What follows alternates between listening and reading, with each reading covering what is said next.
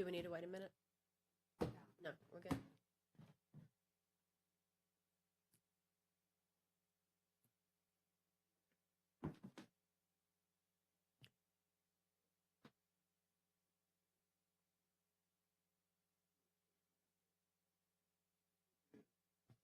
Ready? We're going to go ahead and call the meeting to order. Thank you guys for being patient and waiting with us. And thank you for the special meeting, scheduling this so we're not here all night in May. So I appreciate that. So this is the April 20th meeting, special meeting. First item on the agenda is meeting minutes from March 4th to be approved.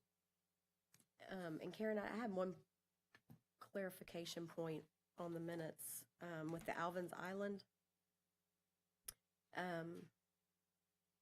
The number 7,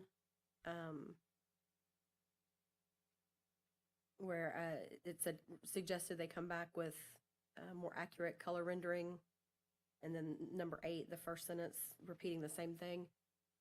I just want to see what they're asking for, what the actual request is. So it's not necessarily that it's a proper rendering, it's just that it shows the request, the color scheme that they're requesting.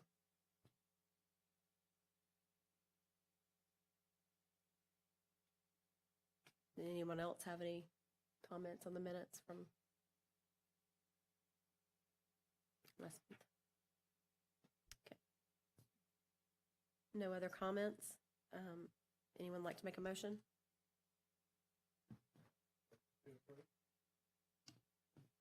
Second. Okay, motion to approve and second. All in favor? Aye. Aye.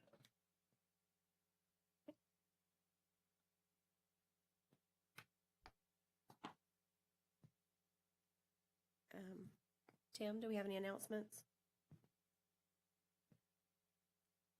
Good evening, Tim Brown with Planning and Development. Typically, this is where we request any continuances under the announcements, so we get it out of the way at the beginning of the meeting. So staff is requesting that items number 2 and number 3 be continued to the May 6th meeting because we never received any inserts for this meeting, so there's nothing for anyone to look at. Would that be item 3 and 4, the Alvin's Islands items?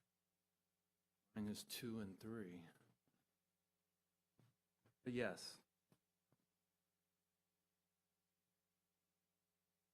Can we take those in one vote, or do we have to do it separate? I think you have to do them separately. Okay. So for the first item, Alvin's Island color deviation, request to continue it to the May 4th, or sorry, May 6th DRB meeting. Do we have a motion? Okay. And second? Second. Motion and a second. All in favor? Aye. Aye. And on item 4, the less than minor for the architectural deviation for the surfboards, also continuing it to the May 6th DRB meeting. Motion to continue. Okay, motion, second. All in favor? Aye. Aye. All right. All right. Tim, was there anything other than those 2 to be continued?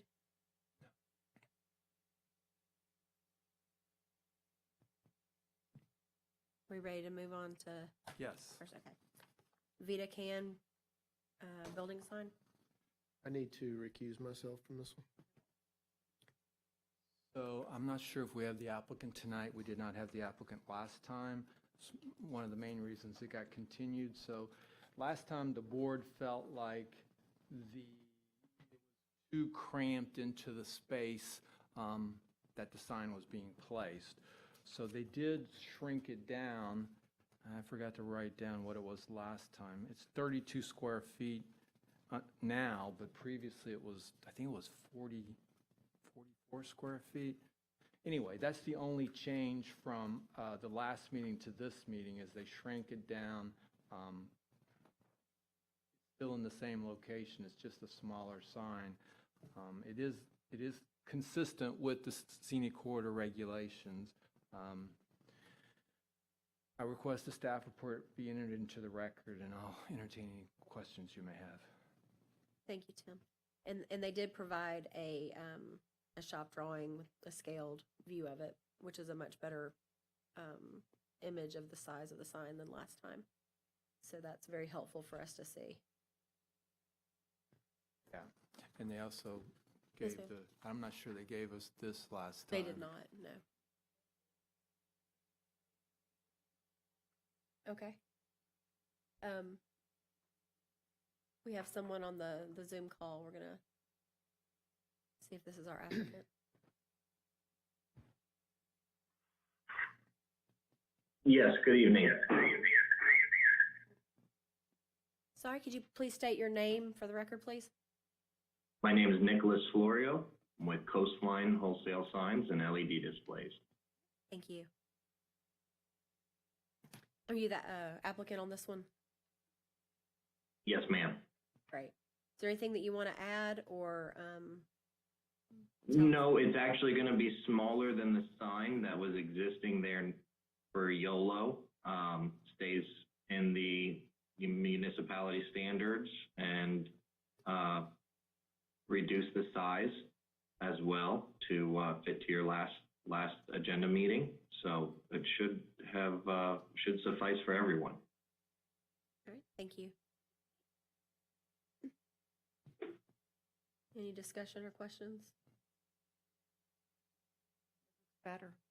Well, it's easier to see for sure with the elevation there. Yes, I agree. One question real quick. The old length was, what was the old length? Because it says on this new drawing, the new length is 12-foot maximum. Do you recall what The old length, yes, sir, it was 14 feet. Okay, There is room, so Okay. we were able to go up to like 15, but no, we're reducing it down, so you'll have plenty of footage on left and right. okay, thanks.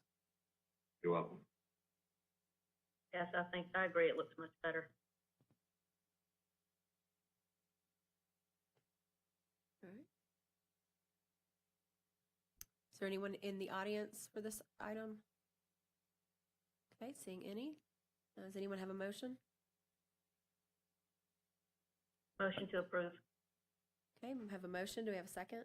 Second. Motion and a second. All in favor? Aye. Aye. Aye. Thank you very much. Thank you. Okay, so that brings us to item number 5, the district stock and trade. Tim? Yes, this item was continued from my last meeting due to an advertising error. We have corrected that error, so this item is ready to move forward. So this is a scenic corridor sign application requesting approval of a master signage plan and monument sign on 13.153 acres with the future land use mixed use and a zoning of village mixed use. This master sign plan is compliant with the scenic corridor regulations. I would ask the staff report be entered into the record, and I'll answer any questions the board may have. Thank you. And the applicant Applicant is is here. present.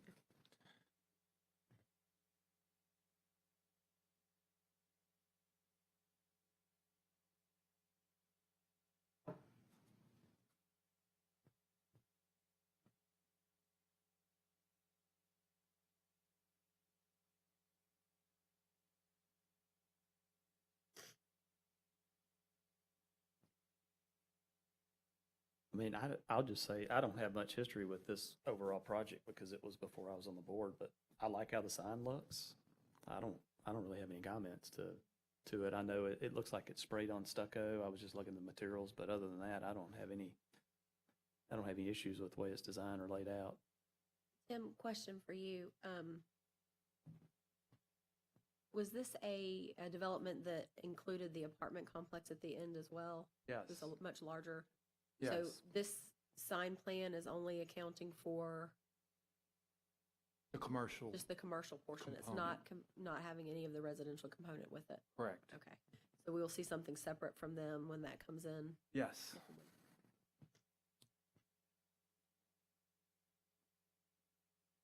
So are the apartments to the east? The north On the and the site plan? east, the parcel Okay. fronting Veterans Road is not part of this, but the parcel behind that is. Okay, One large PUD. okay.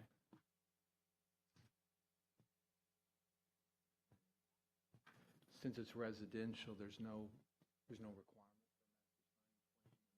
Wanted to include it, they could, but master sign plans are really designed for commercial development.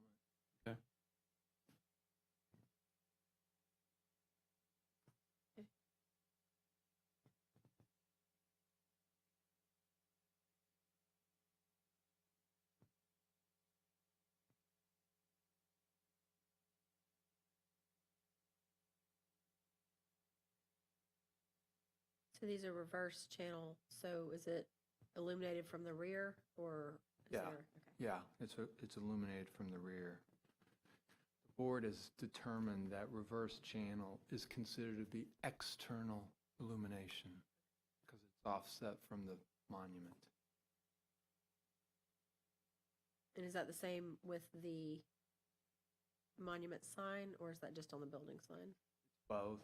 I believe the monument sign is also reverse channel.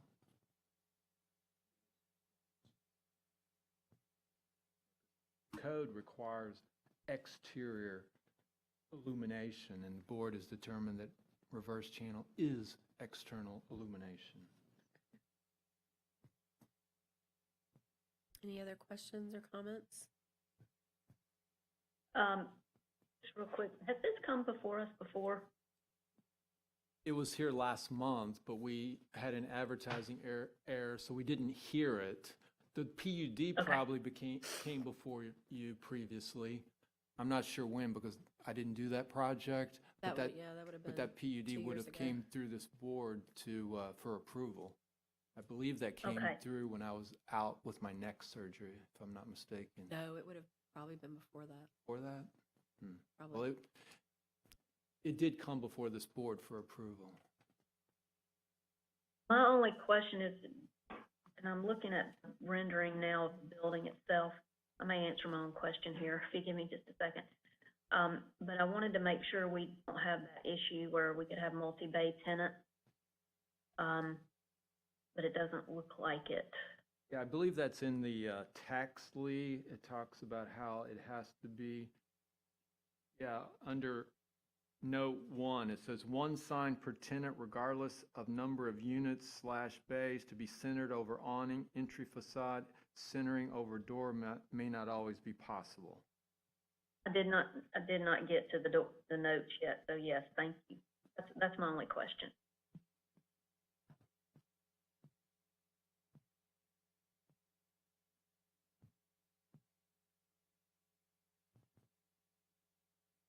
Any other discussion, questions? Anyone from the audience? Okay, seeing no one. Anyone care to make a motion? I'll make a motion to approve. Okay, motion to approve. Do we have a second? Okay, motion and a second. All in favor? Aye. Aye. Aye. All right, motion passes. Number 6, Inlet Realty Group monument sign. Yes, so the next 3 items are all for the same project, the first being the monument sign. So this is a scenic quarter sign application requesting approval of a monument sign measuring 120 inches by 96 inches for a total of 80 square feet on .38 acres with the future land use of mixed use and a zoning of village mixed use. The sign is compliant with our scenic corridor regulations. I would ask that the staff report be entered into the record, and I'll answer any questions the board may have. Thank you, Tim. I don't know if we have.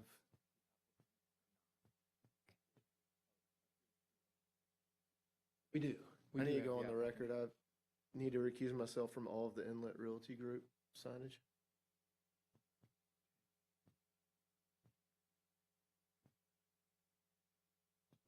All right.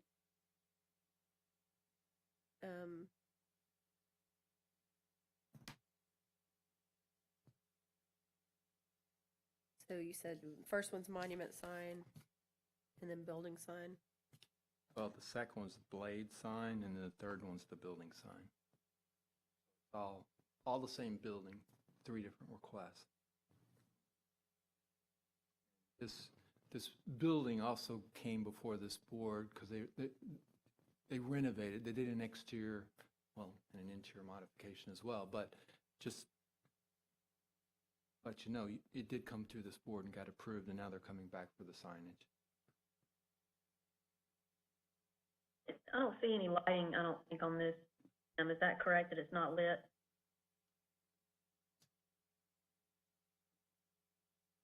Monument? Or am I missing it? Kim says it's external lighting.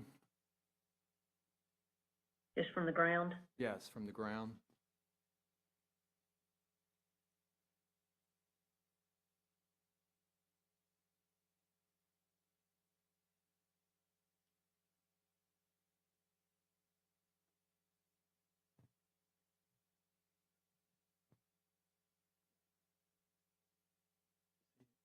Checklist does say non-illuminated, but indicates that it is external ground.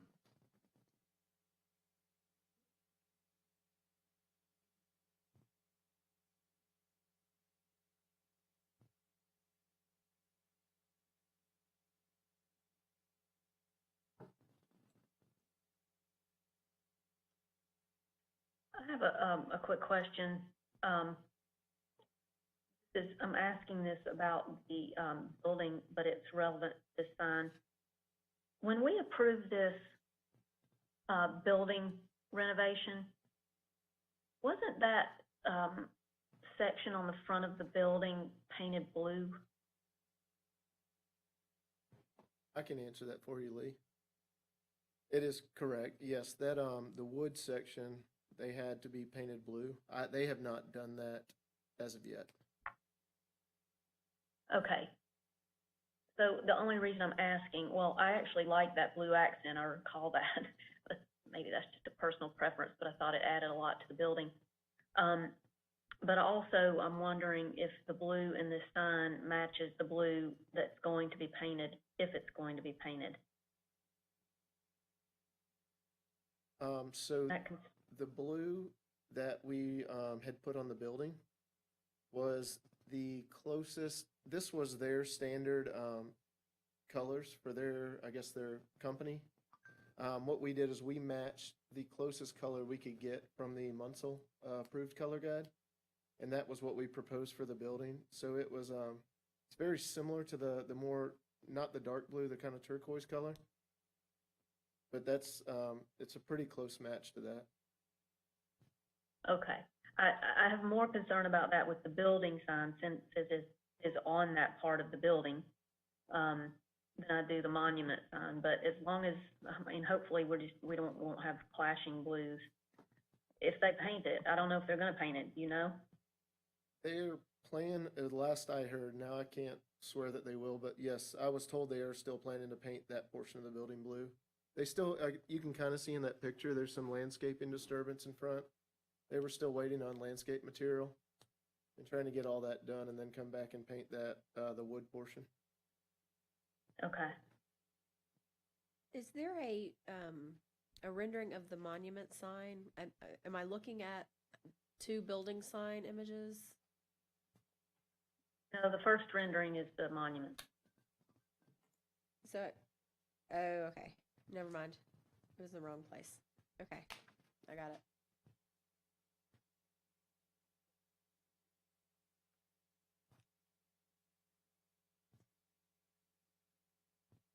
All right. I'm good with the monument,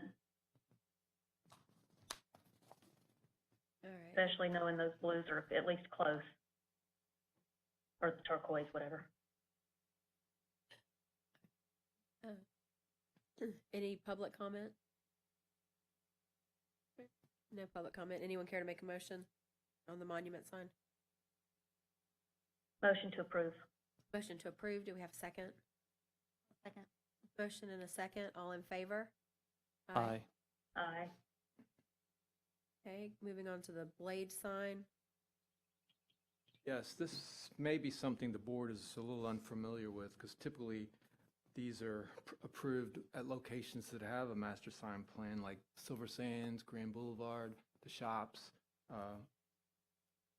But it is an allowable sign under our code. So this is a scenic corridor sign application requesting approval of a blade sign, 21 inches by 42 inches for a total of 6.125 square feet on .38 acres with a future land use of mixed use and a village, zoning of village mixed use.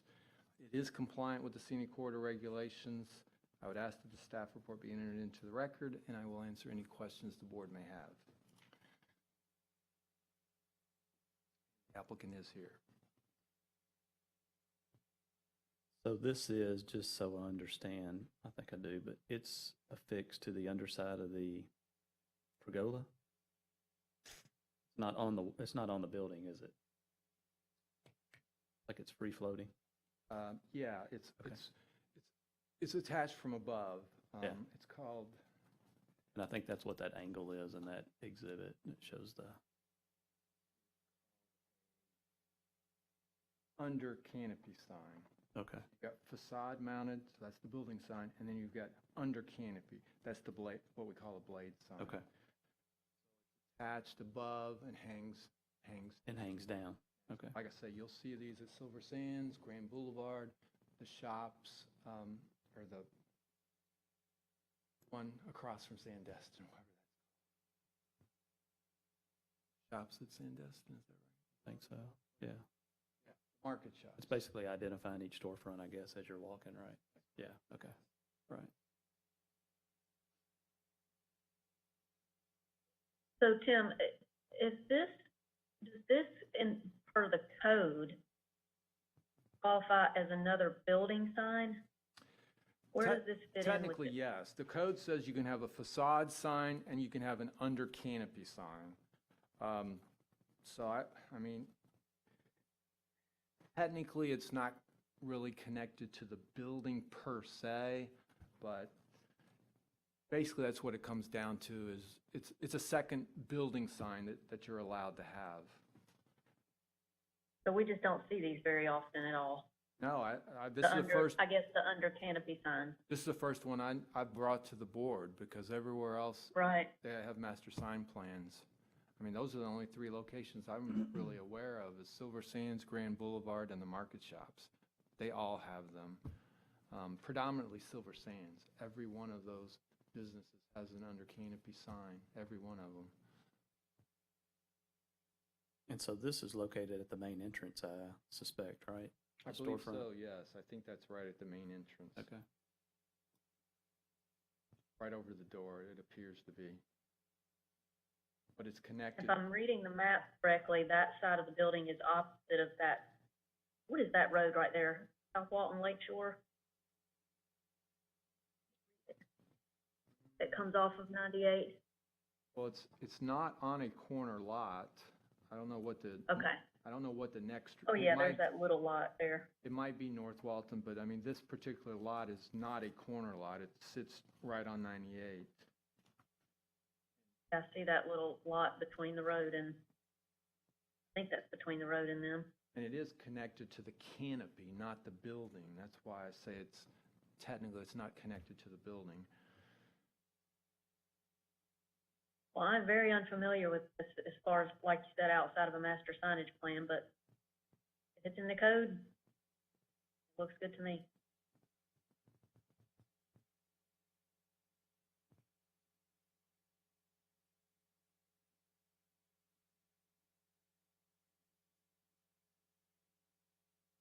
Any other discussion, questions?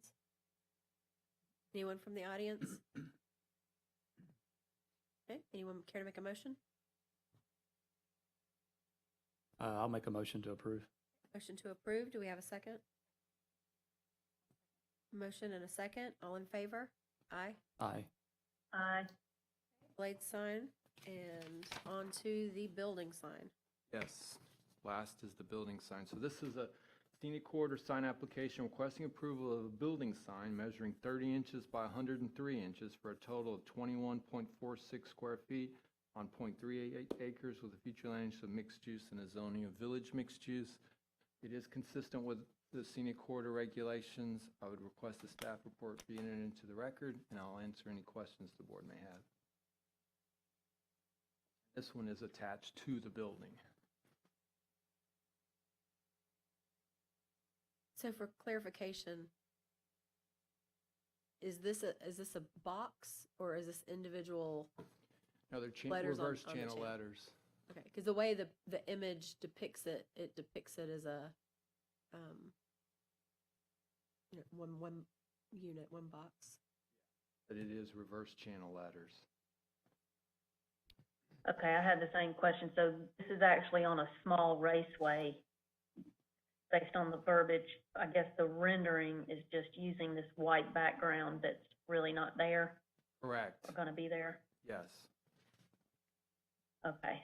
it is So on a this raceway. gets more to that painting, because if they do paint that accent area on the facade, and this is over it, and that paint color is close to the letters in Inlet Realty Group, you know, the sign's gonna be awkward.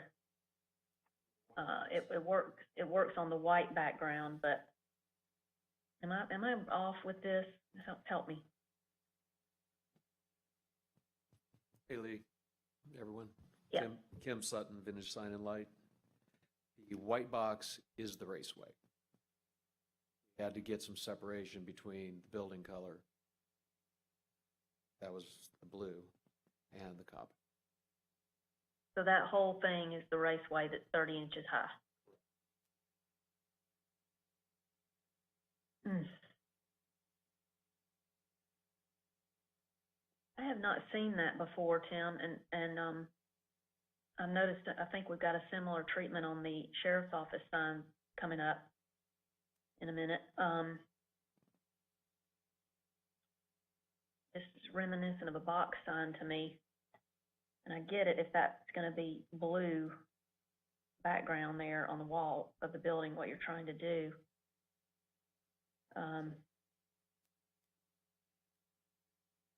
And if it's not gonna be blue, I think it's gonna look bad, actually. It would look better with a normal raceway, small raceway. You can't put reverse channels on a raceway very well. Standard raceway.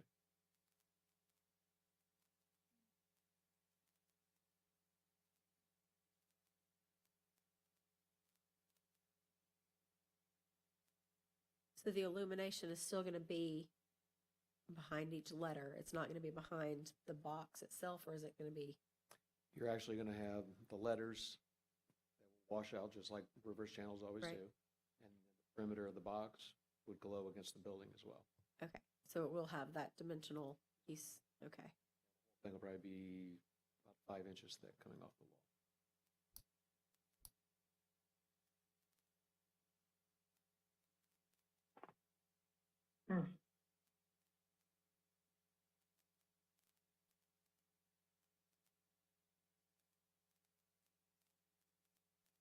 Is anybody else feeling like it's reminiscent of a box sign, especially that small inset photo rendering?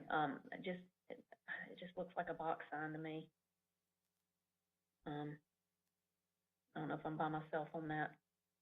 No, I feel, especially that it's all gonna kind of be offset with that halo. Mm-hmm. I can't vote, but can I ask questions? Because I don't know either. Sure. I guess, I don't know, do we have legal on? No. I just have a general question about the buildup of the sign, so I would think that'd be fine. Could you make that work with the back being a thin just plaque and the raised letters backlit being applied to it where it doesn't have so much dimensional? I mean, we could drop it down to an inch. And then does that Except plaque have, like, you could remove that lighting, that is an option, that glow of it?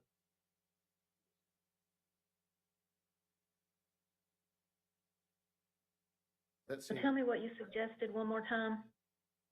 I was asking if, instead of that, back being a full, thick raceway, if he could treat it more like a plaque. Because when I drew it, I just thought it was just gonna be a wood plaque of about an inch thick, I think is what I had specified it in the drawings originally. And I haven't been involved in the owners and Kim's discussion on signage, but I was just asking, could he remove that backlight of that board? And keep it thin to where like an inch or so, so it didn't have so much, dimensional, like it wasn't a box applied, that seems like what you're reacting to. And Lee, what I exactly? think that would help. Is it the thickness that's the problem? I think that would help, but I just think that the style of it overall, once you get back off of it on the road, it just looks like a box sign, regardless of how thick it is. I think making it less thick would help, especially when you're viewing it like from the side, so to speak. Yes, if it's 5 inches thick or 3 or whatever that is, that's problematic, even more than I thought. Well, you have a letter. Can I give you a little more detail? Yes, please. Your letters are 2 inches deep. Traditional depth for, any smaller reverse channels. And then they float off of whatever they're on, whether they're individual on a facade or on a, cabinet or raceway. And so they're gonna have at least another inch just to allow the light out and it not be harsh. And then in this situation, we've got, first of all, we had part of, this was part of the design, and then secondly, the contrast in color, and then in this case, at night, it's going to be beautiful with that secondary halo. But, So that panel is 2 inches thick. well, it can be dropped down to an inch. I wouldn't really want to go much more or less than an inch, just from a fabrication standpoint.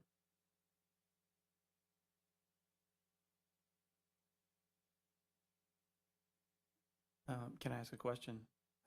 What's the material on the existing building? Because I think that's what's throwing me off too. To me, it's a horizontal hardy board probably of some sort.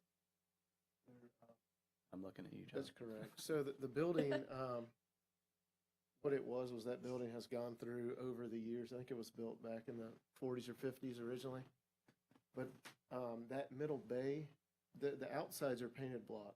Okay. It's painted white, and that middle bay was wood horizontal paneling. Okay. It actually was originally, before we took that down, it was, what do you call that? It's the 4x8 sheet panel. 111? 111 board that was all rotted and curled out. So they took it down and replaced it with the horizontal boards. And the idea was to use that piece to get some color. And that's why it's supposed to be painted the offset color, so that the sign, being that size, being white, popped back out against that color field.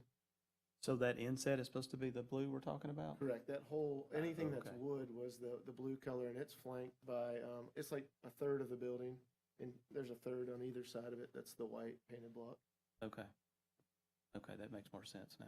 Okay. So it's really going to stand off there then with the white.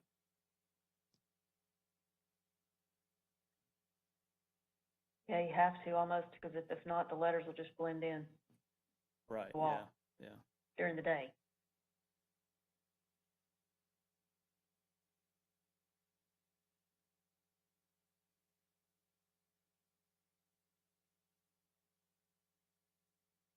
Well, look, I've expressed my concern. How do other board members feel? I mean, I'm not set on against it. Just it's very different and new, and it may turn out to look good in real life. I don't know.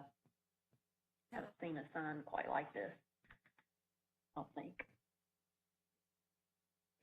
I think understanding the blue background kind of helps with the sign and kind of understanding it, but I do wonder if it's going to look like a big cabinet sign, just one big solid surface.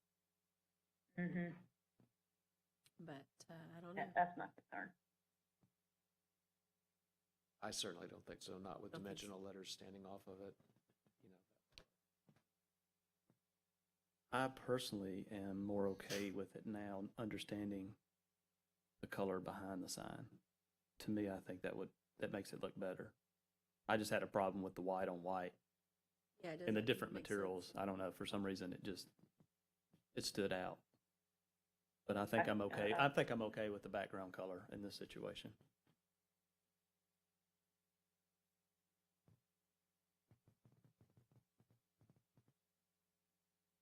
And Karen, perhaps, is it stark white like it is in the rendering, that back panel? It'll be the color of the rest of the white on the building. Okay, So I should have toned it down. I should have sampled the building. That was my fault. that makes me feel a little better.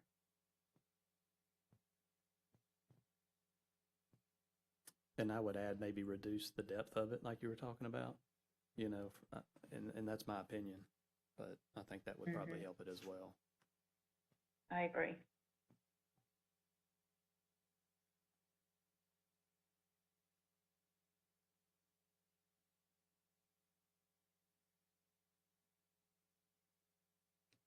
Any additional comments or questions? So we're on the same page with Jonathan.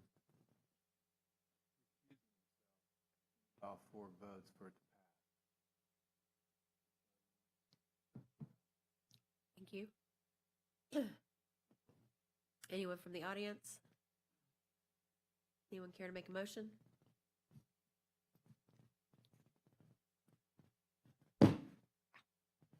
I'll make a motion to approve. A motion to approve. Do we have a With it reducing to We- 1 inch. Yes, correct. motion to approve with the condition to reduce? Do we have a second? And can I just ask friendly amendment to add that the white be the same color as the white on the building, just to make sure? I believe you can, but it doesn't hurt just to get it in the, No, it's, I understand.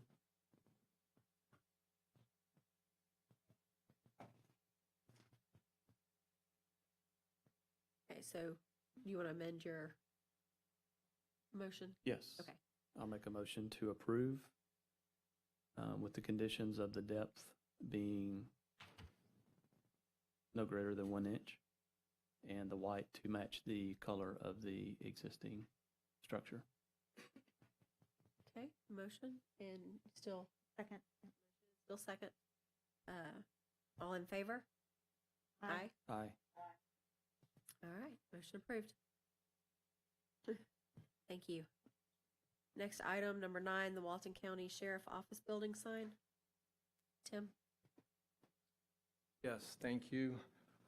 This particular and the next item are on 331 South.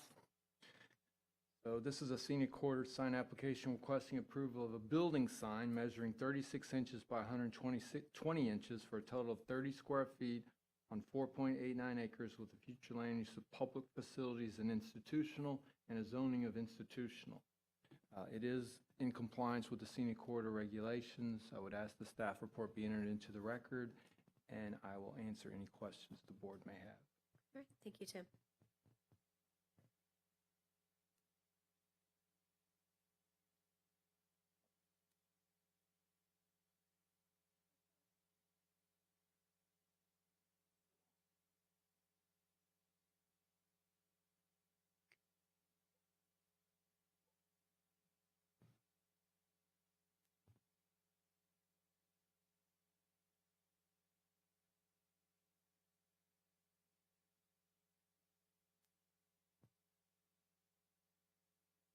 Do you know approximately how far the building is set off the road?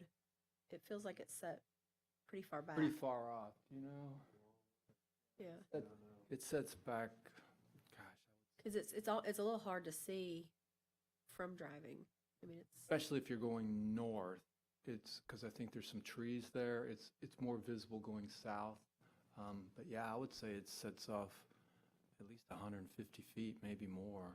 It sets back kind of what I was quite a thinking. distance.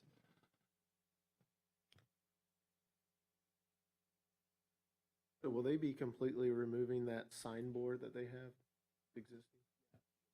Yeah, they're going to take that down and put this up.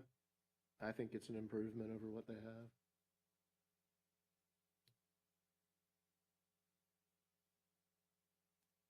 You know, I have the same concern as I did about, of this one as I did about the other one with that black panel on the back. I understand they're making the lettering stand out from the wall color. Same deal. So, is somebody here for this one? Yes, it's still Kim. Is this Kim again? Yes. Kim, is this the same kind of panel behind it there? Exactly. And so the Is it also 2 illumination, inches? oh, sorry, the illumination on this one's gonna be both the letters and from Two behind the box? Not behind the box. Not behind the box, so just from the letters.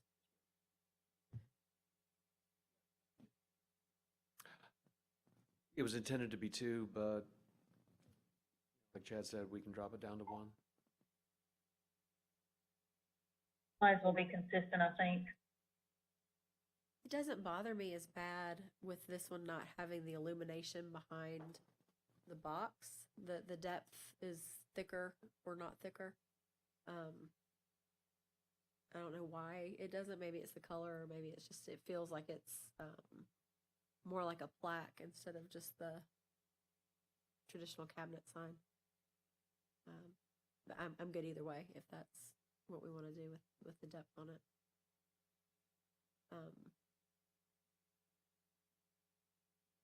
Kim, does the star set proud of the pan? It does. It's halo illuminated as well. This is gonna be my next question. What was that? Did you say it is 3-dimensional? Yes, ma'am. And halo illuminated as well.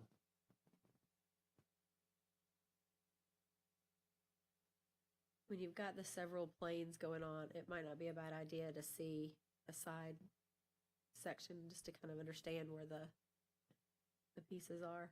But Absolutely. you've been able to describe it, so I think we understand what's going on.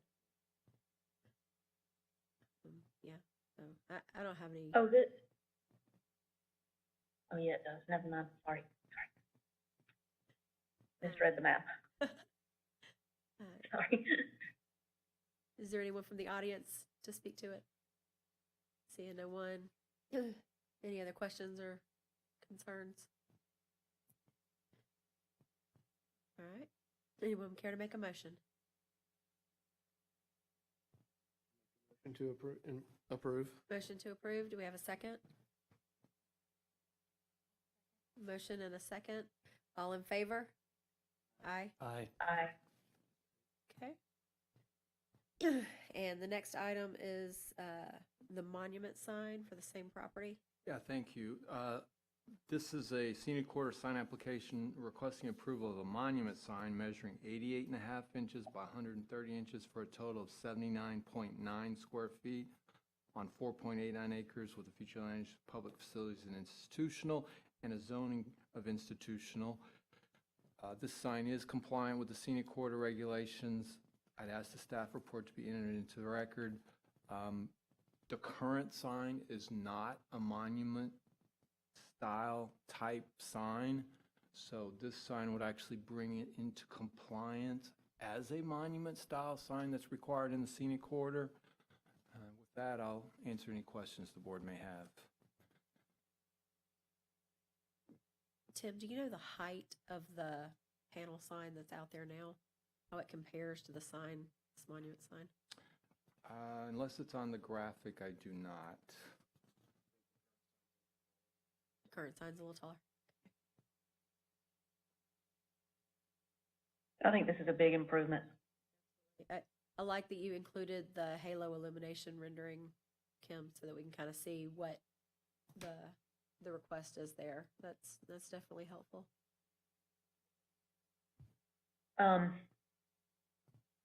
That brick accent or rock stone accent at the bottom match the brick on the building, or the stone, whatever it is, in color.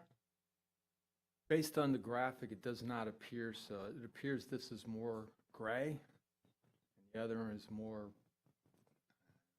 sand cut. I don't know what color you call it, but we've got both graphics, so it looks more gray than the building. Is that a sheriff's office color palette issue, or why would it not match the building?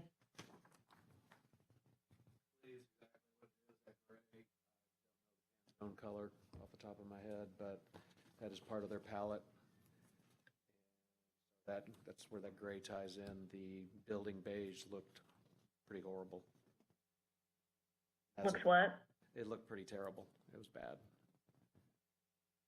And so we're using thin brick, you know, so it looks real. Well, it is real. It's just thin.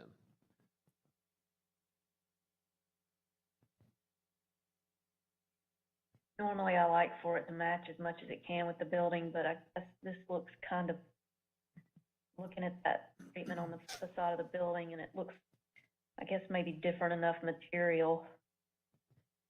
And the distance separation, I think, makes a big difference too. You know, it's not immediately in front of it. Yeah. I think that definitely helps the comparison, You're building a split-face block. right? Instead of brick. Yeah, that's what I was.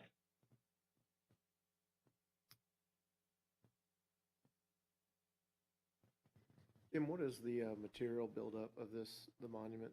So like the main panel, is it, I'm sorry. what is it constructed of? Whole body is all aluminum. Okay. The letters are stainless steel. Yeah. Applied right to the panel? Okay.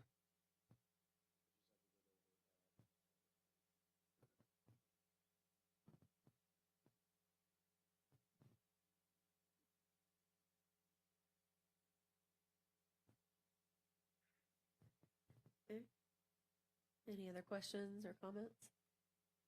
Anyone from the audience? Seeing none, anyone care to make a motion? To approve? Motion to approve. Have a motion. Lee, did you want a second? I think. Sure, second. Have a motion and a second. All in favor? Aye. Aye. Thank you. Thanks, everybody. Item number 11, Tom Thumb. Yes, thank you. This is an amendment to the Tom Thumb Master Plan and approving the monument sign. The original Tom Thumb Master Plan was approved by this board on December 5th, 2019. Request to amend a previously approved master signage plan and the monument sign on 2.02 acres with the future land use commercial and the zoning of general commercial. It's located at Forest View PUD. The changes from the previous approval, it's the same number of signs. You still have 3 signs on the front of the building. Pizza Hut has been replaced by EG. You still have Burger King on the rear, which would be the east side, and on the north side. And then you've still got Tom Thumb on the north side of the canopy, and they've redesigned the monument from the previous approval. So it is compliant with the scenic corridor regulations for a master sign plan. I'd request that the staff report be entered into the record, and I'll answer any questions the board may have. Oh, and they added the directionals. The directionals are only approved through a master sign plan, and I think they have 2 or 3 directional signs for Burger King. That's an addition from the previous approval.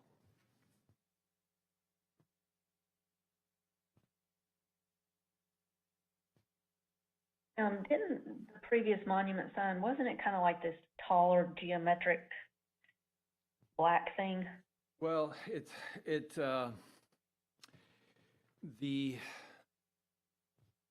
price stuck out to the right, so it was sort of symmetrical in terms of the names of and then the price stuck out to the right, so it was kind of offset, I guess. It wasn't completely rectangular. I think some of the colors changed from the previous approval. I looked it up earlier, but I didn't bring a copy. I think those are the major changes, because this is more of a, I guess, symmetrical sign, where the other one was more asymmetrical. If I'm recalling the old sign correctly, previous sign correctly, I like this one better.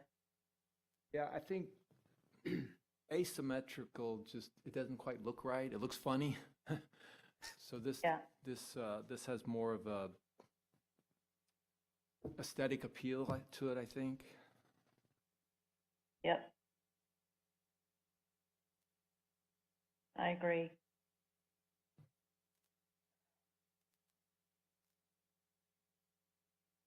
So what are we doing today, Tim? Tell me can you go over the changes again? The monument signs redone, Yeah, so you're approving an amendment to the previous master sign plan, and you're approving the monument sign, because the master sign plan is designed for building signs, not the monument sign. So they redesigned the monument, so you're approving that. And like I previously mentioned, the changes are, they're replacing the Pizza Hut sign with EG on the front of the building, which would be the west elevation.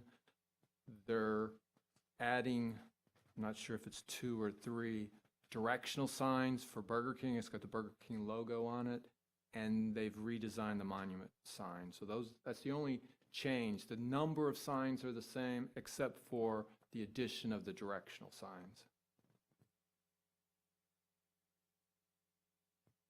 So it's an approval of the amendment and the monument sign.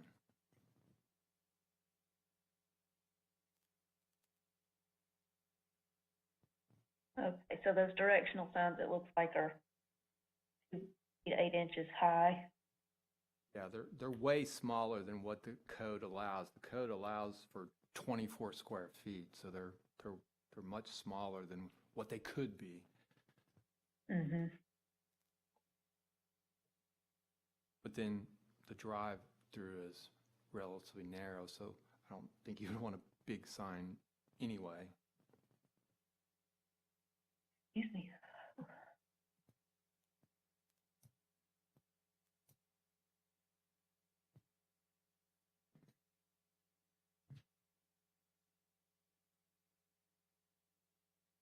Any other questions? This is a consistency question. That Burger King sign for the wall, it looks like it's one-dimensional, completely flat. Am I reading that correctly? Well, they indicate it's like a channel letter, just like Chick-fil-A and Starbucks and Miramar.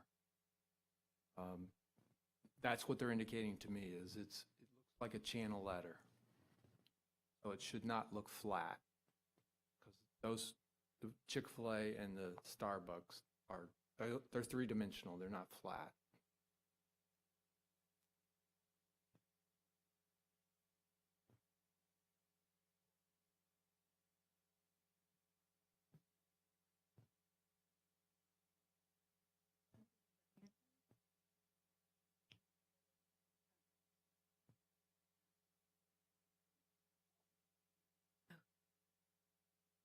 Yeah, yes, absolutely. I didn't, thank you for catching that. I didn't see it. I have another question if it's still the right time. Yeah, go ahead, Lee. I think Are we have someone on the Zoom that wants to speak for this, but if you want to go ahead and ask your Okay. question. Hi, good Oh. evening. Can you hear me? Uh, This is Robert Volpe on behalf of the applicant. I also, on the phone, is Jeannie Biller with Federal Heath, who's the sign designer. We're just here to answer questions, but as it stated in the staff report, this is an amendment to a previous approval, a change to the monument sign, the addition of the directional signs, and as we've gone through with staff, the sign plan meets all the requirements of the code. So we're here to answer questions. Thank you. Thank you. Go ahead, Lee. So my question is about the Tom Thumb wall sign. The renderings, buildings with signs, it looks like the letters and the logo are there, and the background is the building. Either the building or the same color as the building. When I see the detailed sign spec sheet on that wall sign, am I reading it correctly? Is that a white panel behind that sign as well? I don't remember seeing No, this. there's not a panel behind that sign. Okay, That is the, maybe on the design drawing, it might look like that, but no, that is, as you see on the architectural renderings, the background is the wall. okay. I think that spec sheet was just misleading, especially the second page of it where, you know, it shows it. I think it's showing it from the back, actually, that Tom Thumb sign. And it looks like there's a box around, no, it's from the front, I'm sorry, but it looks like there's a box around it. So Is that, I think that just might be the measurements, the Lee, way I think the- that's the sign that the sits on measurement top of lines line up.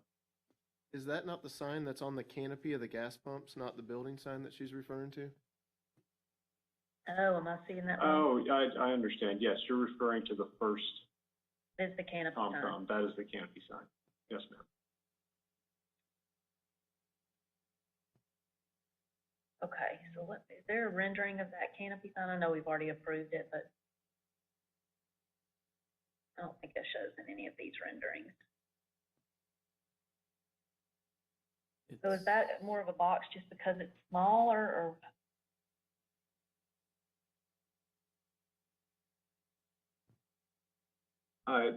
Jeannie, if can answer that, I believe that's how it would line up with the edge of the canopy, but Jeannie might be able to answer that in more detail. Yes, yeah, I can answer that. So the canopy sign, the material, the white material that you're seeing that creates like a box shape around the Tom Thumb letters and the diamond logo, that is actually the same material that is on the fascia of the fuel canopy. So that's just a white fascia material that is on the back, or I'm sorry, on the fascia of the fuel canopy. What it is we route out that aluminum, and then you can see the Tom Thumb letters within the routing of that white aluminum fascia material. Okay, And all right, that's all I have. Jeannie, this is Jonathan. Does that sign on the canopy, is it sitting above the canopy or is it applied to the vertical face of it? It is applied right directly to the face, right on the facade of the fuel canopy. Okay. So it doesn't project above it or out away from it. It's in line with the rest of the white material that surrounds that fuel canopy. Thank you. And the canopy is not up. That's not changing. That's part of the original approval. Right, and I don't know if it makes a difference, Correct. but it's on the north side of the canopy, so it's not gonna be visible from 98.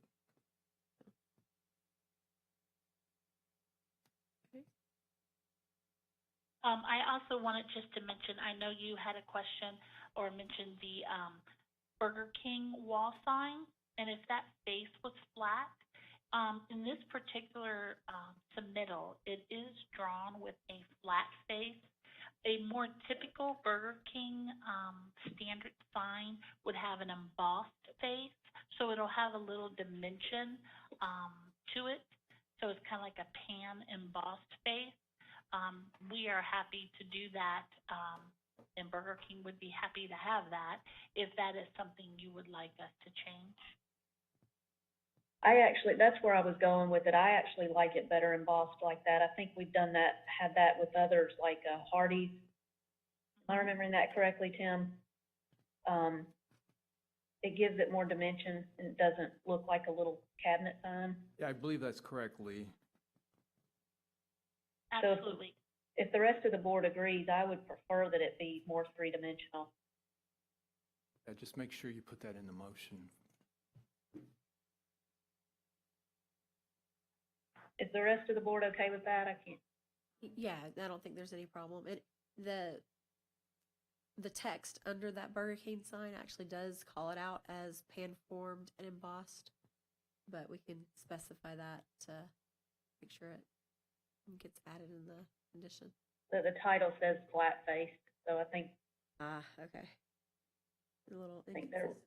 their usual is the embossed, and I prefer the usual embossed, actually. Okay.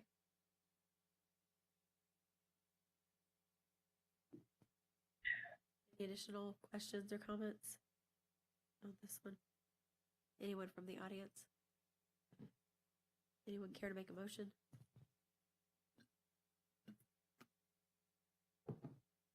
I'll make a motion to approve with the condition that that Burger King sign is, three-dimensionally embossed. The logo. Okay, we have a motion and a second. All in favor? Aye. Okay, moving on to item 12. Thank you.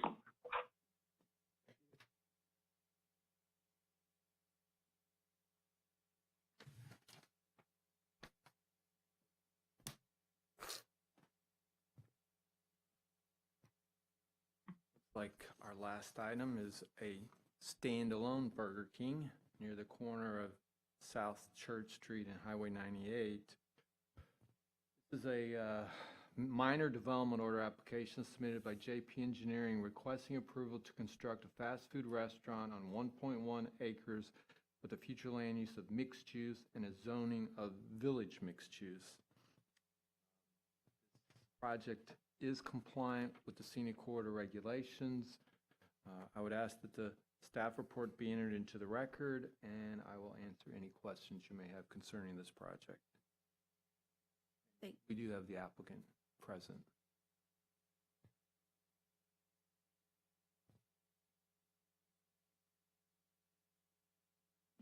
So if you remember, right there at the corner, the new post office was approved. I don't believe that project is going to move forward, but this proposed Burger King is just immediately west of where that proposed post office was supposed to go.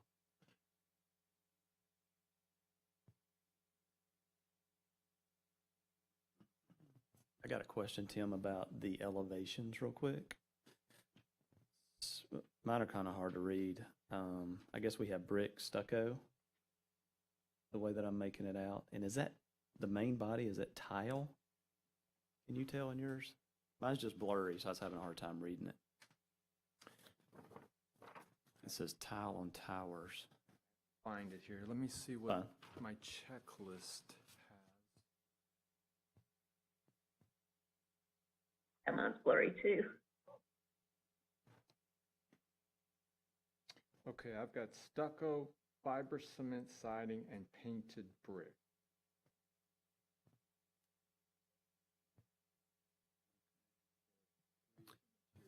Yeah, there's just a note on here that says tile on, it's actually called out on the main entrance elevation. Okay, And that's probably what you just said, the cementitious board, is that what you said? Fiber cement siding. Okay.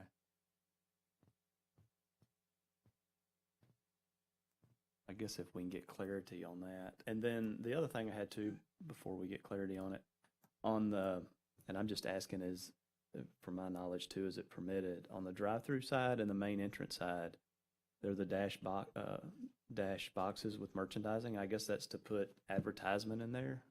Is that something that's allowed?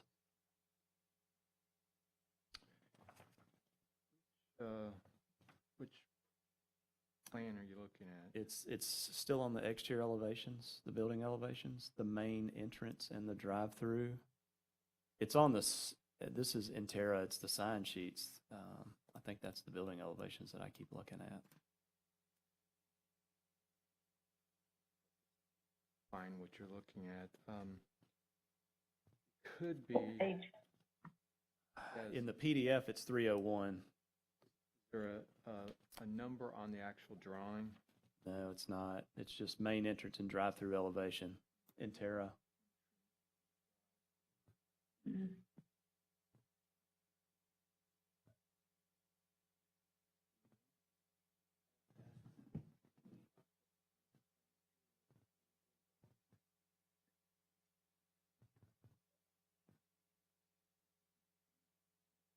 Oh, I see, it's on that dark brick-like. Yeah, I think it says merchandising. And I'm just bringing it up because is that additional wall signs that they're proposing? Would that be what that's considered once they come back for signage?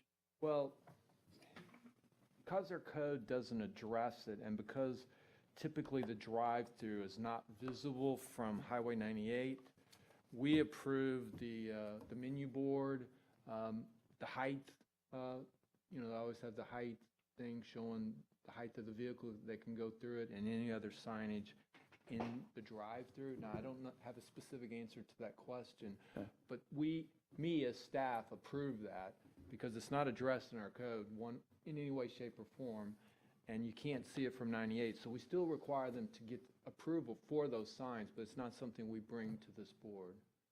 Whether that's what that's depicting, I do not know. Yeah, I'm pretty sure it is.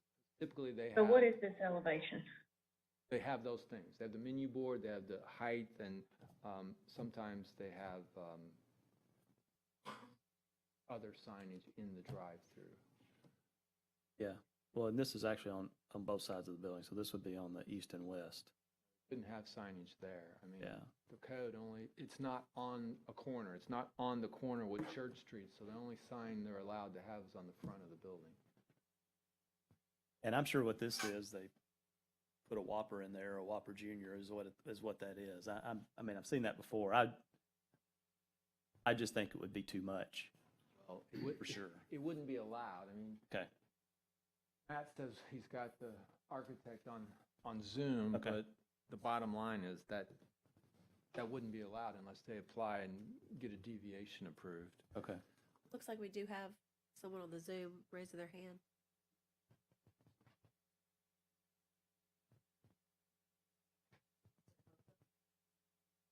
Hello, can you hear me?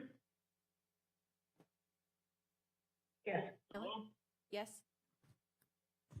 Hey, this is Alan Bryant. I'm with Intero Branding. To answer your question, the merchandise panels that you're referring to, no, we would not install those on the building, on the drive-through and the main entrance. Can you say that again? You would not We install them? would, not- the merchandising panels, we would not install the drive-through elevation or the main entrance. What you're referring to is the boxes that have the dotted lines around it. Yes. Yeah, that's a merchandising panel, and we would not install those. Okay, thanks. Yeah, that's what I was getting at. Yes, okay, Yeah, it's not additional wall signage that we're asking for. okay. All right. So am I reading this correctly, that drive-through is gonna be on the west elevation? Yes, ma'am. This is Matthew Parker, JP Engineering, representing the developer. So yes, ma'am, the drive-through is on the west side of the building.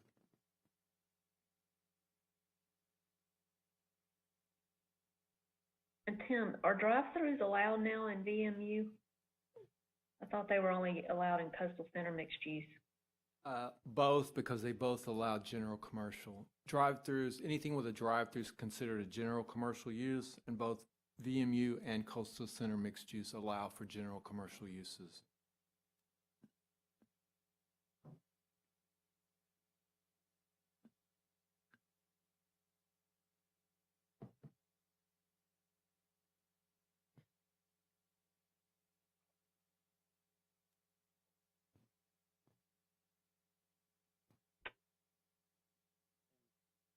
Lee, if I might add, this is Matt Parker again. Yeah. To really take a look at the aesthetics of the whole picture on the landscaping plan on that west elevation between the access off of Highway 98 and that drive-through area, we've got what I would consider a large landscape area involving some really nice vegetation. The developer went with a very enhanced landscape package over there. We've got some really pretty red maple type trees, and then softening up that drive-through area on the west side with some Parsons juniper. I think that the overall look of this facility is really going to be fantastic. I see those red maples. Yeah.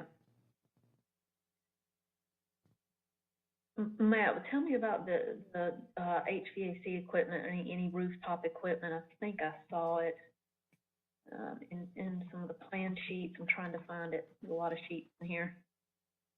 Yes, ma'am.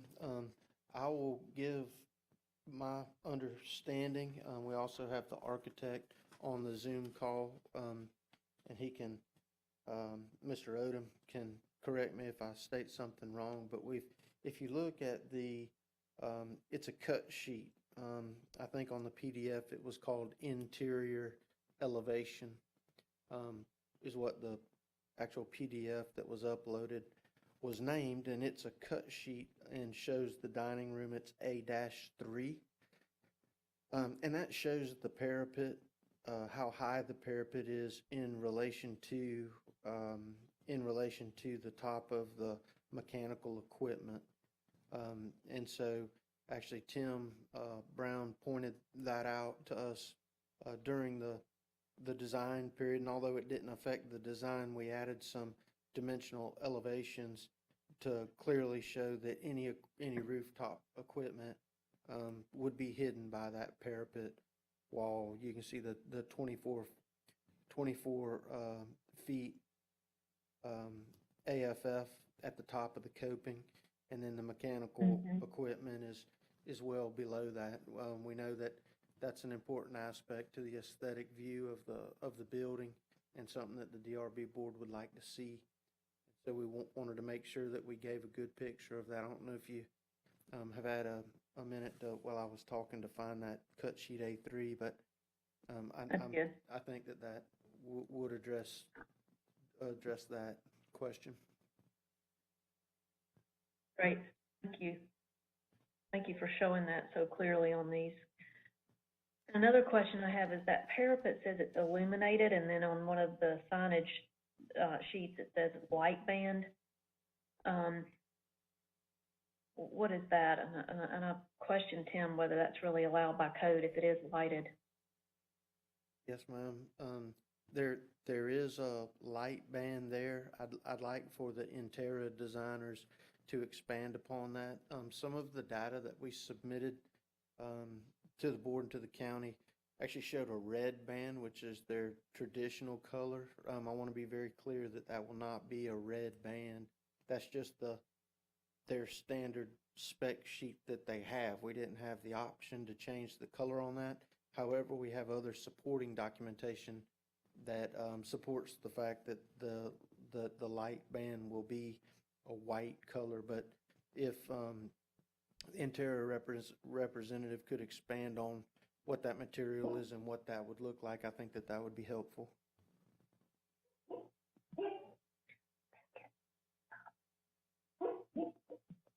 I think I'll let Biscuit calm down. Sorry, she's barking in her sleep. She's dreaming of it. Yeah, the light, it's an illuminated red light band is what normally goes on the Burger King locations. Now, we're showing this one as a white lens. It's illuminated with white LEDs from behind, and it's mounted to the top of the parapet. And it's a continuous lens. It's one-piece lens that wraps around the entire perimeter of the building. Yeah, this came out of the decision for Taco Bell in Miramar Beach. Their normal back lighting is purple. This board would not approve that. They approved white. So I indicated to the applicant that you would not approve red, but you might approve white because you did it with Taco Bell. So that's where all that came from. So I think maybe we should just talk about this issue for a minute, because I don't know whatever happened with it. I think I brought this up in a meeting once, Tim, but after the fact, one of the hotels down in Miramar Beach went up with a green lighted band around the top of the building. So I think my question is that allowed by code? And if so, how, or does code not speak to it? I think we're starting to see more and more of it. Yeah, the code does It not does. speak to it, so you can argue both ways. If the code doesn't say it's allowed, then it's not allowed. Or you can say because it doesn't address it, doesn't say you can't do it, then it's allowed, but it's not addressed one way or the other.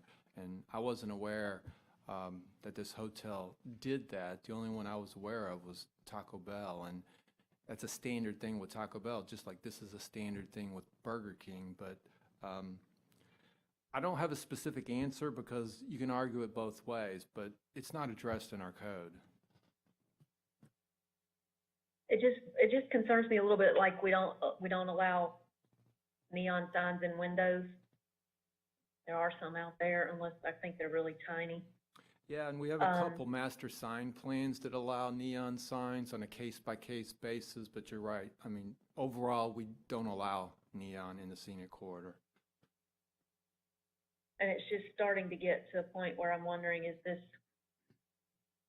I mean, I know it's standard for some businesses now, but I don't know that it's something that we want. Well, it may be one of those things that you request a change to the code, to Chapter 6. Yeah, and I think there's a little bit of an issue with lighting in general, like I think I also talked about this a while back, it's been a while, with Culver's.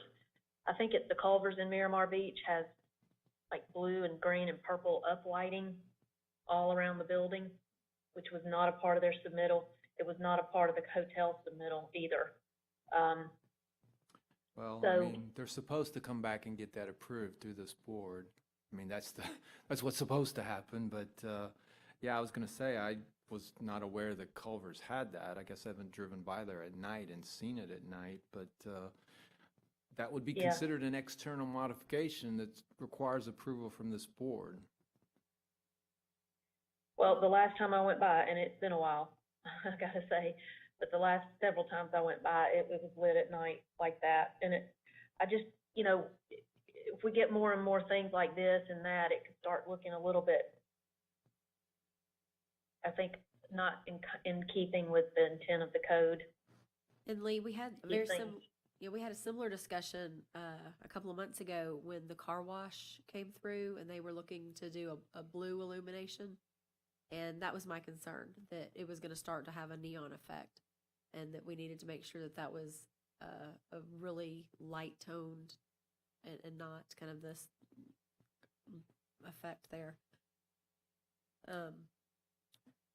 And without any kind of direction from the code, I don't know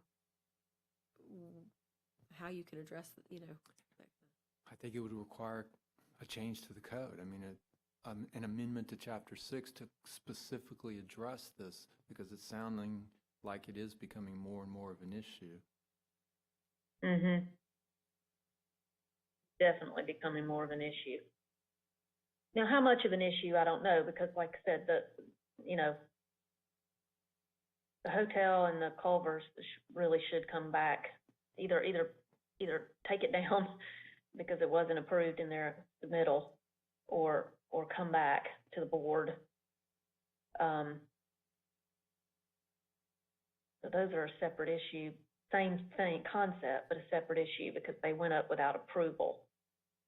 But it is getting more and more common, various lighting techniques. And, when you read the code and it says the intent is to have the colors of the building, the signage, not unnecessarily draw attention to the building, I think if you apply that same concept to lighting, we're starting to get into some territory where, it kind of goes against the intent of the code. Yeah, I mean, the code is clear. You're not supposed to use those types of features to draw attention to your building. Color being the most obvious, I guess. I agree with Lee on that notion. I mean, that's the whole point, is we are an aesthetic board.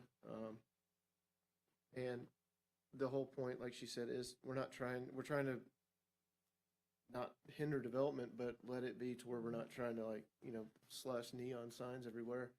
I mean, a continuous LED band around the building is in my opinion, I would say it's a reach around, getting around the LED aspect. Or getting around the neon by using LED. I mean, that's still a continuous band of light to draw attention to a building. You could do much softer lighting on this building. I have no problem with the building other than that lighting. I think, I mean, whether it was done with storefront lighting or some kind of wall washing, I mean, you can still light this building, but do it in a much more subtle way. Well, just as a comparison, the Taco Bell's not the whole building. It's just that panel, and all Taco Bells are like that. They're all consistent, but it's not even, I don't think it's even half the building. Yeah. And I had heartburn about that one, if you probably recall. So, but it was a different feel. It was behind the wood slats. It's not so out there, and we decided to go with it. And I haven't even driven by to look at it, honestly. COVID has kind of changed all that. I don't see things nearly as frequently. I did as go I out used there to. and verify it is white. Oh, yeah, I know that, but I don't even know how it looks. Yeah, I agree. And I also think, when I look at these things, I tend to think in my mind, what if half the buildings on the corridor had this or something like it? You have to think about that, because over time, that tends to happen. And sometimes that's wonderful. Like, I really love the reverse channel halo illuminated signage. I love that lighting technique, and more people are doing it, and I think it looks great. But some other things, if we had it maybe here or there in a couple of places, it might not be a big deal, but we get more and more of it, it becomes a bigger deal, and this is in that category for me. Something I would just like to mention about the store and the brand and the project as a whole that we've put together is, when you drive by this building, except for the Burger King logo, there's really nothing on this building that is a traditional Burger King building. And the purpose of that, of course, is to fit in with Walton County, to fit in with the DRB, to address the aesthetic aspects of the building ahead of time, to bring to the board something that would be pleasing. The amount of reduction of red that has occurred, as an example, I was up in Defeniac not long ago, and there's an older traditional type Burger King. And if you compare these elevations, these type of light accents, the change in that from the traditional corporate look is pretty dramatic, which I was very proud to bring and be a part of the team to bring what we've brought to you. When you look at the soft building, the different colors, and of course, the meeting the Munsell colors, I personally think as a whole, it will look very classy and sharp, which is also the intent of the code as well. I don't know if the architect wants to add to that, but that was my perspective of it. I thought changing from red to white was I hate to use the word sacrifice, because I think it's an enhancement to the look of the entire corridor of the building itself, while staying with the traditional framing, if you will. And I'm not an architect, forgive me, I'm a civil engineer, so I don't know all of the vernacular, but just the crispness of it, I thought would be really nice. I don't know if there is an opportunity to tone down the brightness of this light, possibly to soften that, but still keep the look. And I don't want to speak for the owner who is here, but yeah, I'll be happy to. I'm Jim Bennett with Peachtree Development, and as you all know, Burger King's a large national retailer, and we have some form of standards. I was joking with the architect that's with corporate.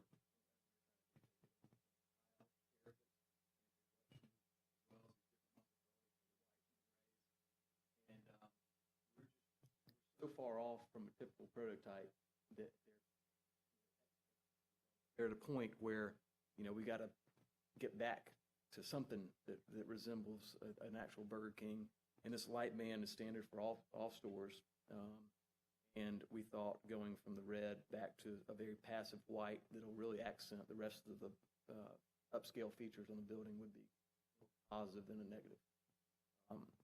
Just for reference, there's only one other Burger King that's been built, that's proposed like this, is in Texas with tile parapets and this coloring.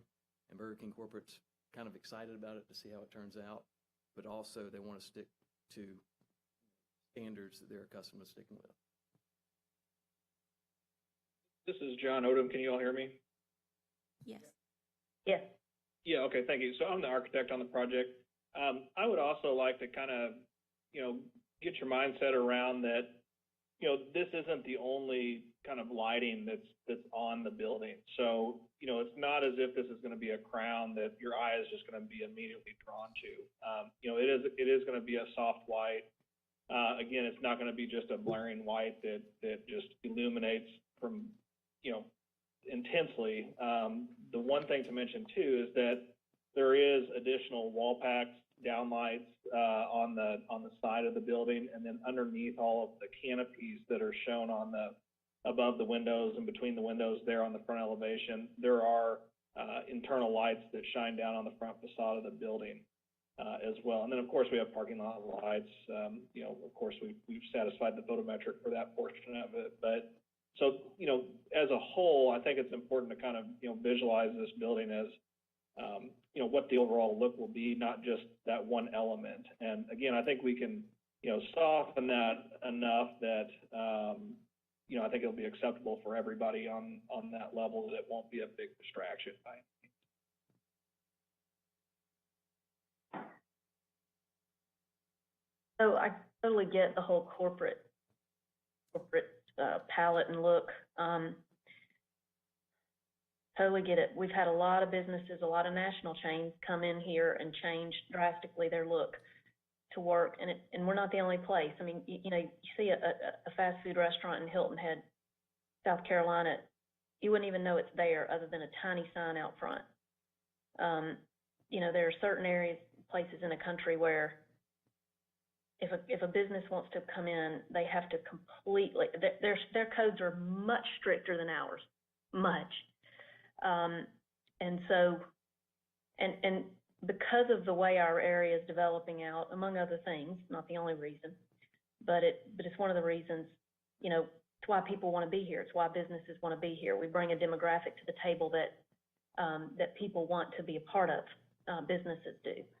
And so I do understand that, but at the same time, I know that when a business wants to be somewhere, they can and will change their corporate look as much as they need to. It happens all the time, not just here. So what I would say is that you have to keep in mind that we as a board, not individually people, but this board oversees this entire corridor. So, you know, when we approve something that may be different or new, or interpreting the code in a way such to allow it, we have to consider it from an overall perspective, not just for a specific development. And that can get, that can influence, I would say, the decisions we make. It should. It just makes sense. So anyway, those are my thoughts. I'm talking to my fellow board members as much as anybody here, but I really have a problem with the different lighting techniques. I have a concern about the different lighting techniques that are coming up. And the fact that the rest of the building is so well lit also makes me even think more, why is this needed? I don't think it's needed for people to drive by and see the building. I think they'll be able to see it just fine. So those are my thoughts on it. This is John Odom again. I would like to add one more small item. So the light band that does go around the top of the building, we spoke about parapet heights earlier in the meeting here. So if that portion is removed, that removes about 1.5 feet of the parapet wall. So for the rooftop mechanical screening, we would probably want to replace that back to keep that original height that's proposed at 22 feet. So just keep in mind that in the event that that goes away, it becomes more stucco that now just creates a taller parapet wall at that point. That's what the material would be naturally replaced with.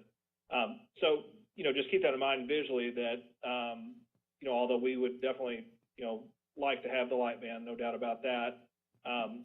That light band serves as somewhat of a corporate identity here, but it also kind of serves as the crown of the building that kind of transitions that material from the wainscoting, the body to the ultimate crown or top of the building. So from a design aesthetic, we think it helps to kind of keep some proportion on that building and not just have an entire facade of stucco there. So real quick for clarification, if you remove the light band, you're going to keep the parapet consistent height all the way around four sides of the building by raising it up and not have any offsets? That would be the idea, that we would, to keep the concealing of the RTUs on the rooftop and all the mechanical equipment. That diagram that we sent included what would be the height of the light band as kind of the tallest element there. I have not done a study to understand if we took that off, if it would still be kind of compliant, but as generally speaking for the application that we made, that was our proposed parapet height, and we knew that did screen. So, more than likely we would probably raise that to the 22 feet of what is currently proposed for the light band as of now. Okay, well, that makes sense. I just wanted to clarify. I thought you meant you might have the parapet consistent at 24, whatever that next height is at the front of the building, 24.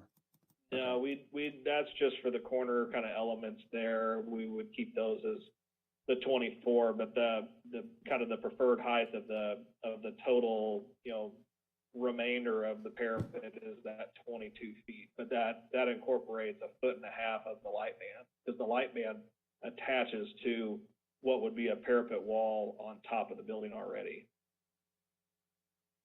Okay. Yeah, if it was removed, that parapet wall would have to be tall enough to conceal it, whatever material you used. Yeah, it would have to be at 22 foot, according to the sections, yes. This is Alan with Atera. As far as the illumination is concerned for the light band, standard LEDs used in the light band is a 7100 brightness. But we can dim this down and go down to like a 5000 LED, which you go from a bright white at 7100. And when you go down to a 5000, you're kind of going down to like a sort of a soft cream. So you're not getting that real bright white that you may be thinking of. That's another option we could do to soften the white standing out.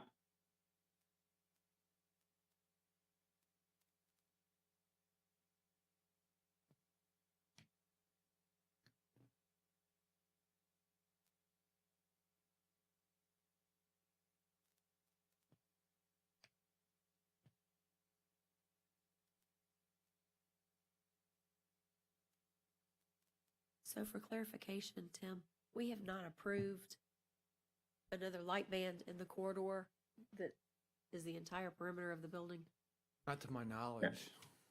Be the first of that. I believe so, yes.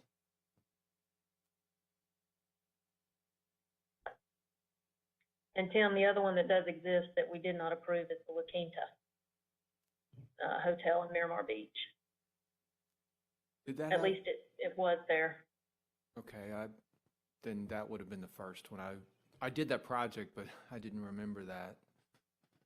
Well, it wasn't in it, but it went up, and you can only see it at night. It's not, you can't see it during the day, so I think it took a minute for even me to realize it was there.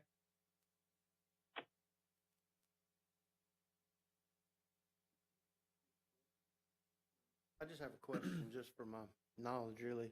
The other examples that we're pointing to that showed up without coming before the board for approval, are they all multiple colors?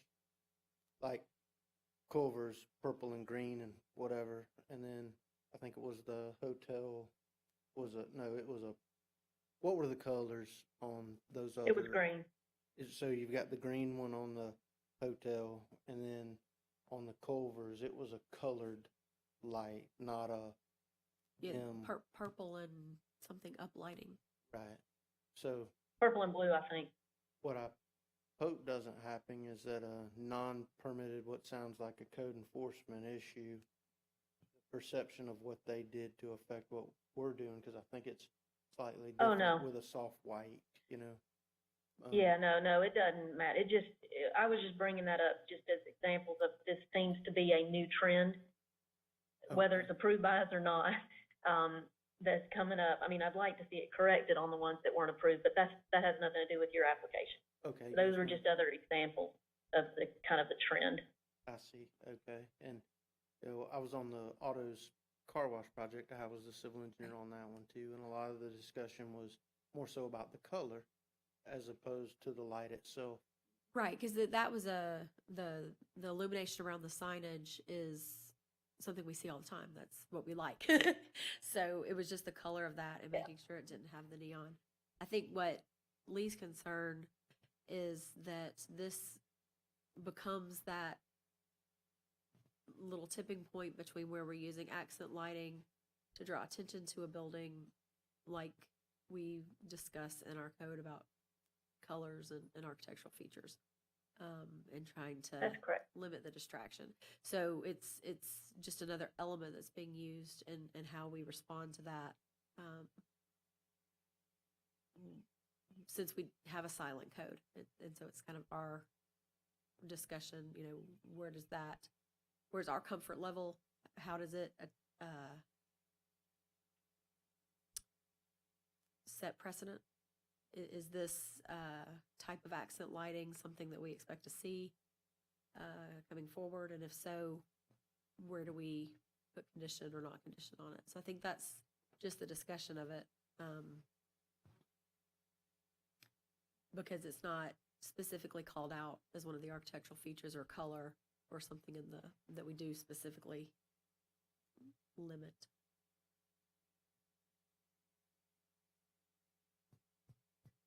And just say one last comment.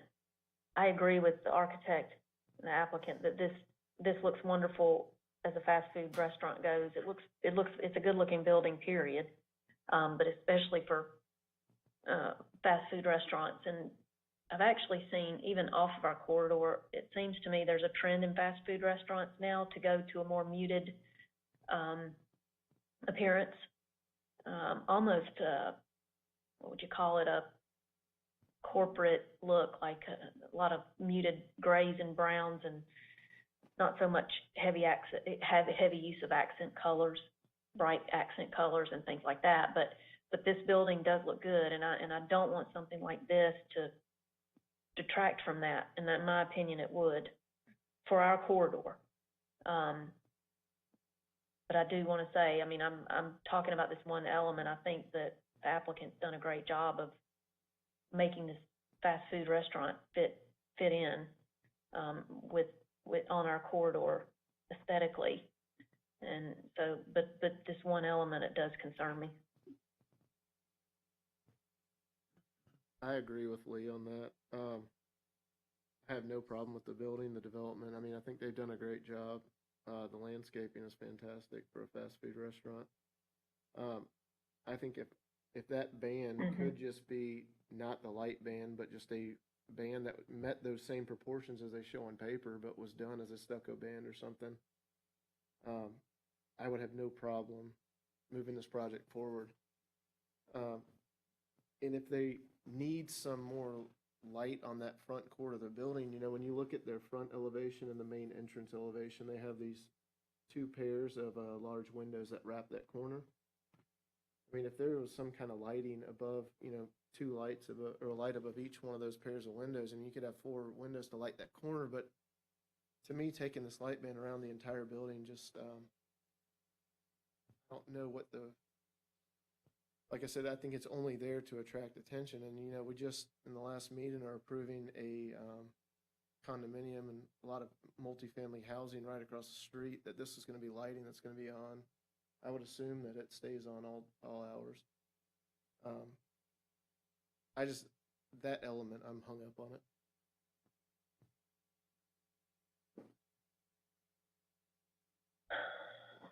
Okay, can I mention one other thing that's off of that topic? Go ahead. If y'all can take a quick break from that particular light band. I wanted, one page down in the packet is the wall sign, I believe, for Burger King. And, if you look at that side view of it, this is a truly three-dimensional logo sign, which is really what our code, I think, calls for. And I know you referred to the Chick-fil-A sign earlier, but if you look at that Chick-fil-A logo sign on the front of that Chick-fil-A building, the one that's just the Chick-fil-A logo, it is not like a normal Chick-fil-A logo. They specifically made that very three-dimensional to meet our code. Now, we've gotten away from that in some other places. And even the last applicant with the Burger King sign, I would much rather see this sign on that project than the one that they're using. So this is actually a positive note for this development, is that this is the way to do a logo sign to meet our code, truly meet our code. And me and I, this about that Chick-fil-A sign, it looks so much better. The end product looks so much better than even the three-dimensional embossed bubble fiberglass or whatever it's made out of, acrylic sign. So a compliment from me on this one.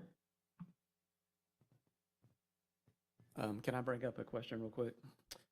It's relating to the dumpster enclosure, which is sitting right behind the back of the building. On the civil sheet it's 07. It's constructed out of pressure-treated boards. And that be requested to match the building architecture materials such as brick veneer? Because it's all four sides wood. And you got wood gates. I just compliment the building. It really doesn't in my mind.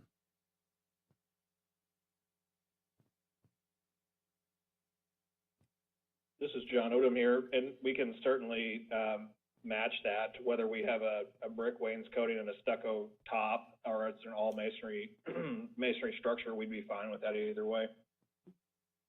Yeah, brick and stucco or whatever you prefer is fine with me. Just as long as it's not all 1 by 8 inch boards. Sure. And then as far as the gate, if you could eliminate the wood gates too. Yeah, I'm happy to hear you say that. We could do a heavy corrugated that's painted and, Yes. Something that's going to be durable for wear and tear. Yeah, that would be good.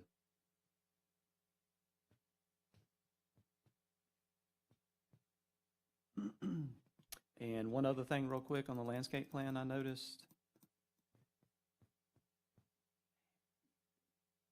The transformer, you just talk about it being, screened with landscaping. Have you had any conversation with the power company where that's going to come in at potentially? No, sir. Whether it be in the back or the front of the building? Not this None. time. Okay. I do know in working on the previous project down on the corner that Right. the power was going to come in from the rear. Off the access road probably, or That's somebody. correct. Okay. Yes, sir. Well, that would be preferable if they do that way, but, okay. A lot of that has to do with their power grid and how they Sure.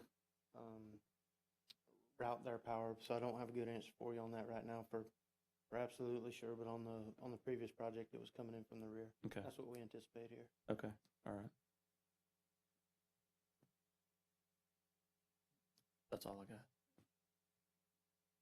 And I'd say I think the landscaping plan looks good, but Kelly, did you get a chance to look at this with your trained eye? I did. I think it's a very nice plan. So, yeah, I think it's Great. much more than you normally see at a fast food restaurant. Yes, appreciated. Okay. Any additional comments, questions? Anyone in the audience? Anyone care to make a motion?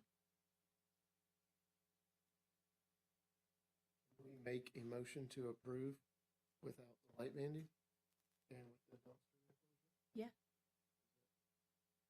if you would So like. that would be my motion to Okay. approve the project as submitted with the exception of the removal of the light banding, maintaining the proportions to keep your equipment shielded, and then the change to the trash enclosure from wood framing to masonry.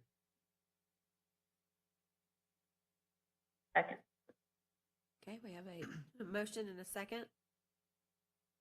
All in favor? Aye. Aye. All right. Motion passed. And for clarification point, before we move on, Tim, this is for staff. It looks to me, we're approving the signage with this submittal, correct? Correct. So they still have to, Are all the board members aware of that? they still have to turn in the application, but I would approve it as staff since you approved Seen it it, at this meeting. I just wanted to make sure the board, I should have brought it up earlier, I just didn't get out quickly enough. Just want to make sure the board's aware of that, Yeah. which is actually the way we're supposed to be doing it. Helps. I was a little uncertain of how that was going to work, so that's what we decided was you all want to see it up front, so you're actually approving it, so they still have to turn in an application, pay the fee, but then I would approve it as staff because it's already been approved by this board. It works.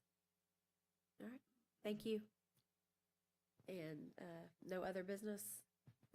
Is that that's it? All right. Can I ask something real quick? Yes.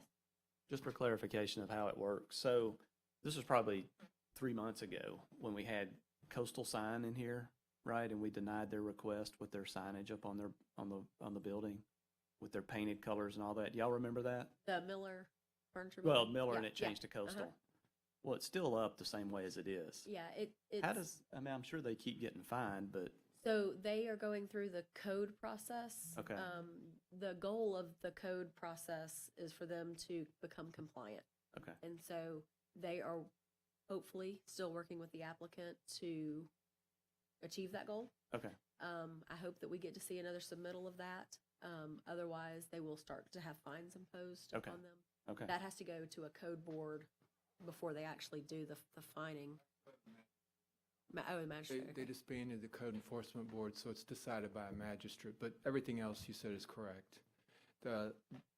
It has been identified as a code violation.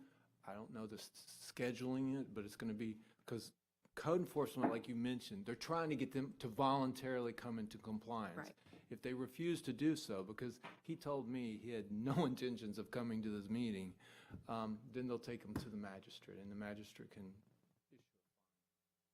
Yeah, so we hope that they Okay. will make a resubmittal, but that's the next step. I just figured they probably would have done it by now, but I guess they're doing it back of house and trying to get everything in compliance. So, Yeah, which is fine. it takes Yeah. a little while, those, Yeah. those pieces, especially, I think that there's a time limit they have to give them to make attempt to comply. Okay. And then with our, denial of that, I think it probably just kind of restarted some things. Typically, when they issue the notice of violation, they gave them 30 days to comply. Okay. And then if they don't comply, then they assign a date to go before the magistrate. Okay. They give them an opportunity to correct the problem at the front end. Hopefully, we'll see some motion on it, because I think but if not, they'll Yeah. that one, so. All right, that covers it, so motion to adjourn? No? All right, thank you. All right. See you in Everybody. a couple of weeks. Right, 2 weeks.